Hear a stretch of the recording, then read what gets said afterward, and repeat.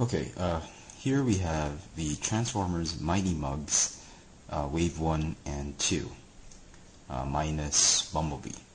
Now I haven't gotten Bumblebee, well, because I don't want to spend the same amount of money I'll be spending for all these guys just to buy 3/4 of a Mighty Mug. Because as you've seen in some of the pictures and video reviews, Bumblebee's a little bit short. Just his legs have been chopped off, and a little bit, half of his legs have been chopped off, and well, I'm growing a little bit tired of the G1 Bumblebee right now. So no plans of getting the Mighty Mugs Bumblebee. Okay, here, as you can see, obviously, we have Megatron, Optimus Prime, Starscream in the middle, and on the flanks, Soundwave and Grimlock. Now, I have said in the past, in some of my videos, that I have not been quite impressed with the way these Mighty Mugs were done. Based on the pictures, I've always thought that they had very non-unique silhouettes. I mean, all their silhouettes are the same, and it's just a different paint, and you know, I felt they lacked a little bit of character in them, and I quickly judged and dismissed these figures. But once they hit the shelves out here in Manila, I was pleasantly surprised at how they turned out. Up close and personal, when you hold them in package, they are actually very good, and sometimes I'm even thinking that they look better inside the package. But I will be displaying these figures outside the package, and unlike the G.I. Joes, I think the G.I. Joe Wave 2 Mighty Mugs are still the best Mighty Mugs out there with the best paint job. These are a close second. I'm actually very impressed with the way Hasbro has done the Transformers Mighty Mugs. A lot better than the Marvel Mighty Mugs. Okay, so why don't we just take a look at them one at a time, and you be the judge if you want to get them. But I have to admit, I have been bitten by the Mighty Mugs bug, and I am just hooked on these guys. I am not a completist. I don't need to buy all the Mighty Mugs. I just pick out the Mighty Mugs that I think are just awesome and neat and have great paint jobs. And again, as I said, just pick a character that you absolutely like. Now, there's 6 of these guys, and I just like 5 of them. So, okay, let's start with my least favorite among these guys. I mean, Megatron. He's my least favorite character, and, well, he's my least favorite Mighty Mug as well. He's not a terrible figure. He's not a terrible Mighty Mug. I'll give you that. It's just that among the 5 that I've gotten, he is the one that I least like. But I still like him. I mean, part of the reason I don't like him is I wish they would have put a helmet on him just to differentiate his head instead of being like a chrome dome. He looks like Destro at some angles, but you know, it's still a good figure. He does come with his G1 gun, which is the scope of his alt mode. It's a scope for his gun alt mode. So it does tab on to his arm. It is removable, and just like in G1, and you could make him hold it, but Megatron doesn't really hold his gun. The fusion cannon is just usually on his right hand, right like that. Very nice indeed. Big tip on picking out Mighty Mugs, as I've learned the hard way, is check out the paint quality, smudges, scratches, imperfections as you pick them. Don't just pick it up, okay? Because the lifeblood of these toys are in the paint job. So like this one, I picked out the best Decepticon symbol, and it was worth it. Okay, the best part of the Mighty Mugs, the Transformers Mighty Mugs, is a lot of them have shiny paint.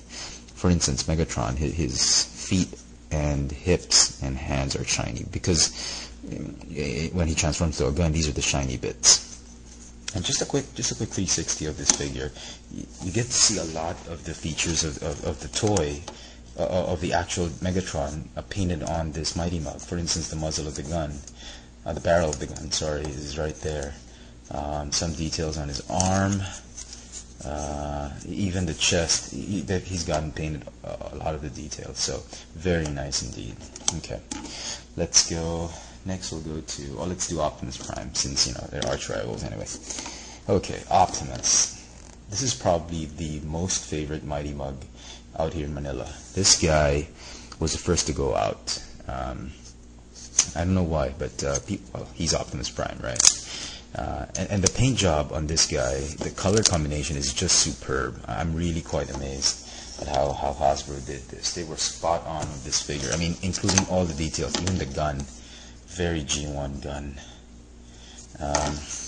Autobot symbols, well, it should have been only one, but I'm glad they made it two.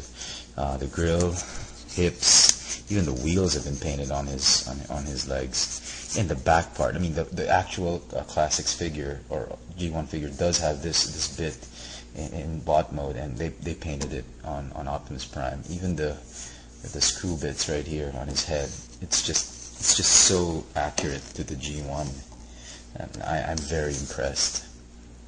Took me a while to find him because a lot of people are picking him up, but now all the shelves have restocked, so you can get him anywhere now. But with the first delivery, I had to scout for him.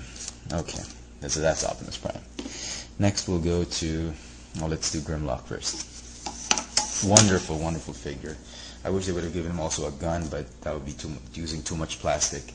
They've given him his flame sword, well, inanimated at least. And the shiny bits on him are his chest, hips, and his visor.